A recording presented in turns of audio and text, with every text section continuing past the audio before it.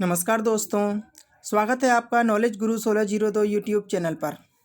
दोस्तों, इस बाल विकास की श्रृंखला के अंतर्गत हम लोगों ने पिछले वीडियो में गर्भावस्था एवं शैशवावस्था का अध्ययन किया था। दोस्तों, आज हम लोग बाल्यावस्था एवं किशोरावस्था का संपूर्ण अध्ययन करेंगे।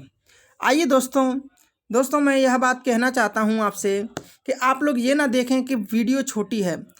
दोस्तों, आप कॉन्सेप्ट देखिए। आपका कॉन्सेप्ट इस तरह से बनाया गया है हैंड राइटिंग में, जो आपसे प्रश्न एग्जाम्स में पूछे जाते हैं। आइए दोस्तों चलते हैं। बाल्यावस्था 6 से 12 वर्ष तक रहती है। 6 वर्ष से लेकर के 12 वर्ष तक बाल्यावस्था रहती है। यह मानव विकास की दूसरी अवस्था है, अर्थात पहली अवस्था शैशवावस्था होती है और दूसरी अवस्था बाल्यावस्था कहलाती है। कोल एवं ब्रूस ने बाल्यावस्था को जीवन का अनोखा काल कहा है। कोल एवं ब्रूस ने बाल्यावस्था को जीवन का अनोखा काल कहा है। बालक की औपचारिक शिक्षा का प्रारंभ इसी अवस्था में होता है, अर्थात बालक विद्यालय जब जाना प्रारंभ करता है तो वह अवस्था कहलाती है बाल्यावस्था। बाल्यावस्था से ही बालक विद्यालय जाना प्रारंभ करता है। आइए दोस्तों, बाल्यावस्था की क्या विशेषताएं हैं देख लेते हैं। बाल्यावस्था को जीवन का अनोखा काल कहा जाता है। ऐसा कॉल एवं ब्रूस ने अपनी परिभाषा में कहा है कि बाल्यावस्था को जीवन का अनोखा काल कहते हैं। जीवन का निर्माणकारी काल, यह कहा है सिगमंड फ्रायड ने। बाल्यावस्था को जीवन का निर्माणकारी काल सिगमंड फ्रायड ने कहा है।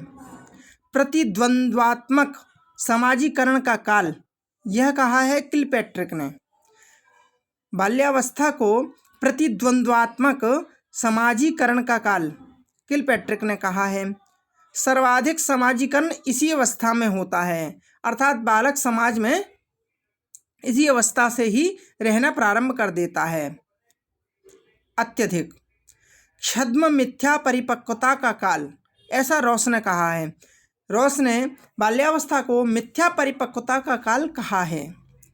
वैचारिक अवस्था का काल, दोस्तों बाल्यावस्था में ही जो बालक है वह विचार करना प्रारंभ करता है।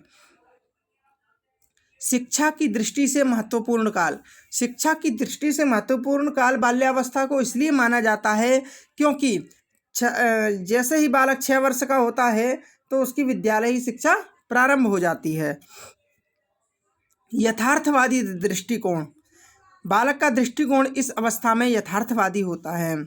नेता बनने की इच्छा, समलिंगीय मित्रता और समूह भावना, दोस्तों बाल्यावस्था में समलिंगीयता मित्रता का तात्पर्य यही है कि बालक यदि लड़का है तो लड़के से ही मित्रता करता है और यदि लड़की है तो लड़की से ही मित्रता करती है इस अवस्था में। और समूह की भावना, इस अवस्था में जो बालक होते हैं या बालिकाएं होती हैं वह समूह बनाकर विचरण करते हैं। खेल की आयु अथवा गैंग एज है, गेम एज, माफ कीजिएगा, गेम एज, खेल की आयु। देखिए दोस्तों, इस अवस्था में बालक कई प्रकार के खेल खेलता है। गिल्ली डंडा है और ताश के पत्ते इत्यादि इसी अवस्था में खेलता है, इसलिए इसको कहा जाता है खेल की आयु।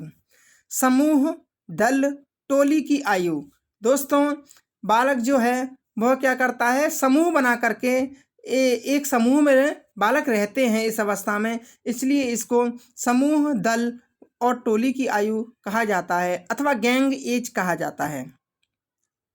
प्रारंभिक विद्यालय की आयु, क्योंकि विद्यालय प्रारंभ इसी अवस्था में होता है तो प्रारंभिक विद्यालय की आयु भी कहा जाता है। चुस्ती की आयु अथवा स्मार्ट एज, बालक इस अवस्था में अपने आप को स्मार्ट बनना चाहता है, अच्छा दिखाना चाहता है दूसरों को। गंदी आयु अथवा डर्टी एज, दोस्तों इस अवस्था को गंदी आयु भी कहा जाता है। भाषा विकास की तीव्र गति अवस्था, दोस्तों बाल्यावस्था में भाषा का विकास जो है वह तीव्र गति से होता है। क्योंकि बालक जो है समाज के जो पड़ोसी हैं उनके या मित्र हैं उनके संपर्क में आता है तो उसका भाषा विकास होता है। इसलिए इस अवस्था में भाषा का विकास तीव्र गति से होता है। निरुद्देश्य घूमने की अवस्था।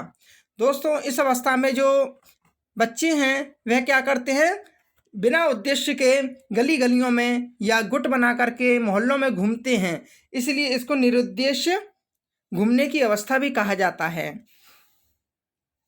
बहिर्मुखी स्वभाव। बालक का स्वभाव जो होता है इस अवस्था में बहिर्मुखी होता है। बहिर्मुखी का तात्पर्य है कि बालक को जो भी कहना होता है वह मुंह पर ही कह देता है, अपने मन में बात को नहीं रखता है। संग्रह करने की प्रवृत्ति। बालक इस अवस्था में क्या करता है, संग्रह करता है। ठीक है ना दोस्तों। नैतिक गुणों का विकास। इसी अवस्था में समाज में रहने के कारण नैतिक गुणों का बालक का विकास भी होता है। कल्पना शक्ति एवं अमूर्त चिंतन के प्रारंभ का काल। दोस्तों बालक इस अवस्था में कल्पना करना प्रारंभ कर देता है और अमूर्त चिंतन भी प्रारंभ कर देता है। अमूर्त चिंतन से तात्पर्य है दोस्तों, जिस वस्तु को बालक नहीं भी देखता उसके बारे में भी वह कल्पना करता है और चिंतन करता है। शारीरिक व मानसिक विकास में स्थिरता।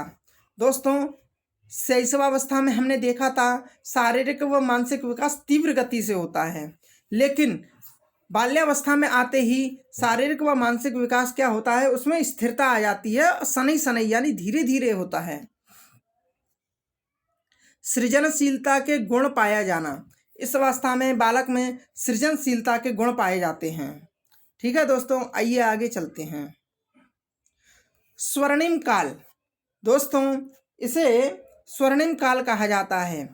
दोस्तों यदि आपसे पूछा जाए प्रश्न में कि सीखने का स्वर्ण काल किसे कहा जाता है, किस अवस्था को कहा जाता है, तब आप टिक करके आएंगे शैशवावस्था।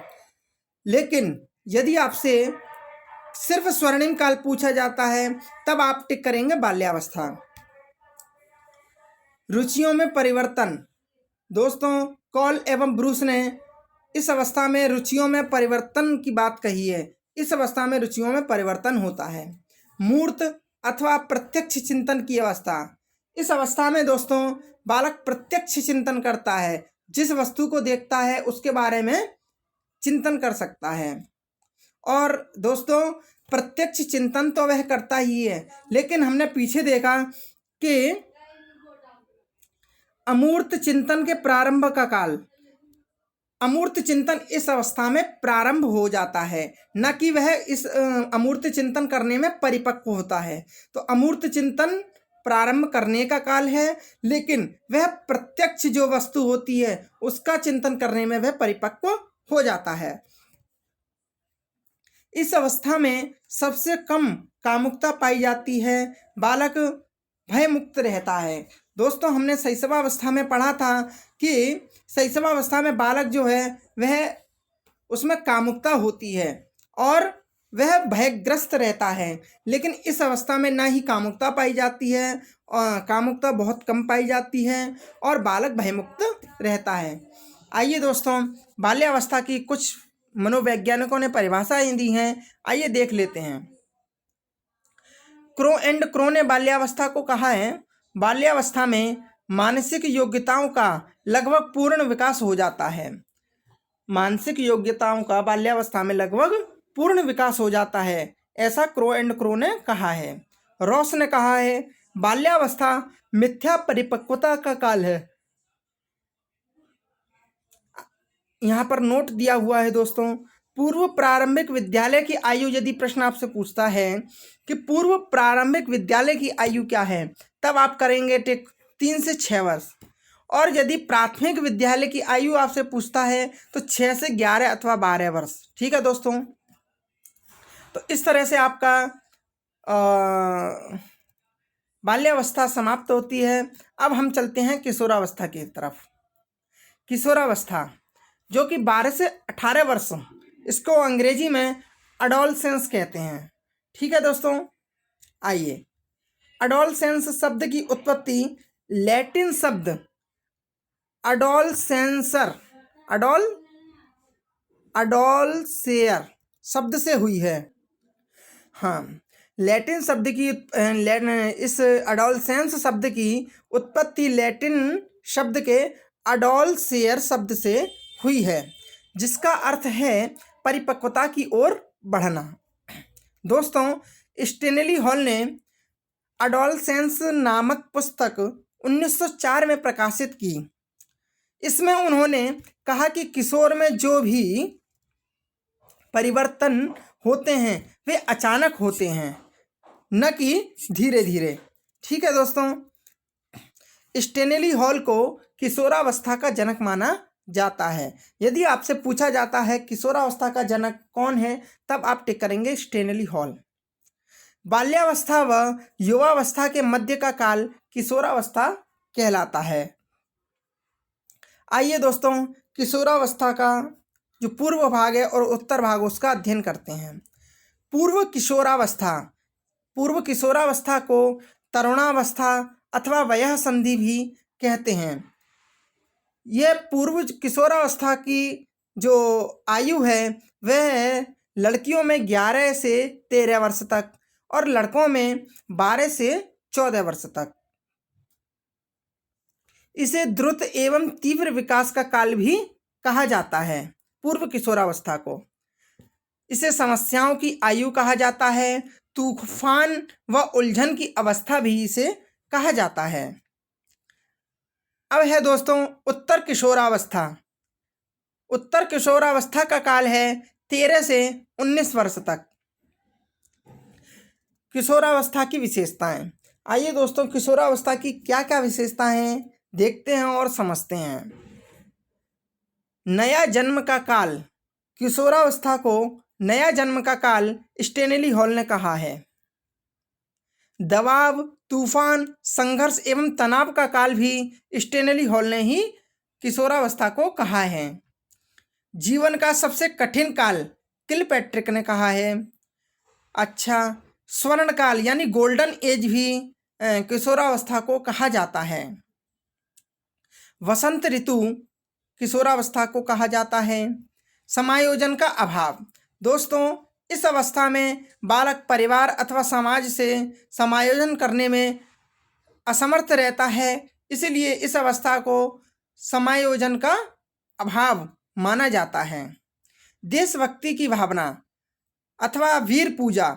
इस अवस्था में जो बालक होते हैं, युवा होते हैं, वह देशभक्ति की उनके अंदर भावना जागृत हो जाती है।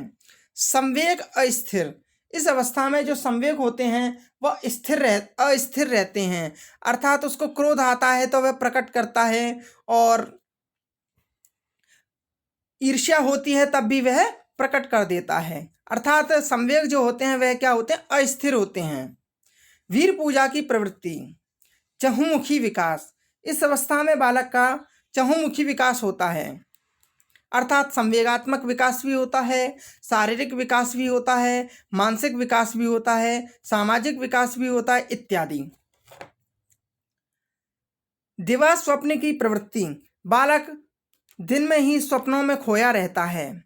सर्वाधिक काम प्रवृत्ति। दोस्तों, काम प्रवृत्ति सबसे कम बाल्यावस्था में पाई जाती है और सबसे ज़्यादा काम प्रवृत्ति किशोरावस्था में पाई जाती है। विषम लैंगिक आकर्षण।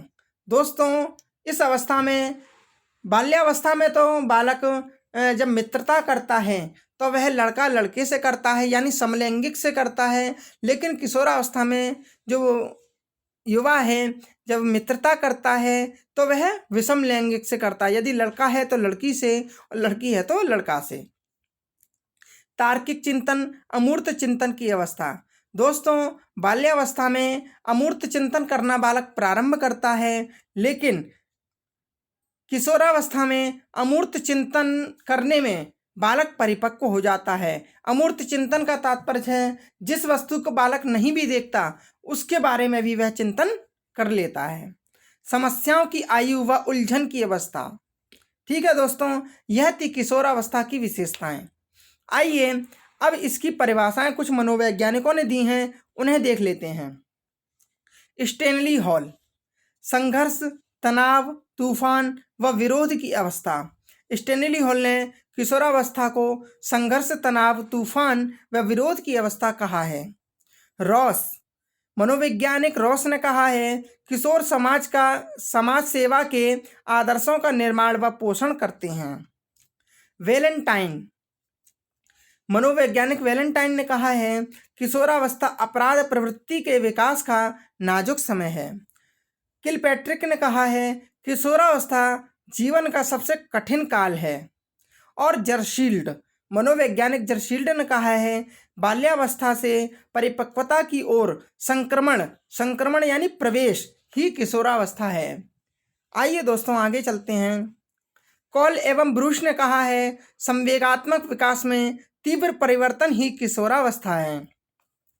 जोन्स ने कहा है शैशवावस्था की पुनरावृत्ति ही किशोरावस्था है।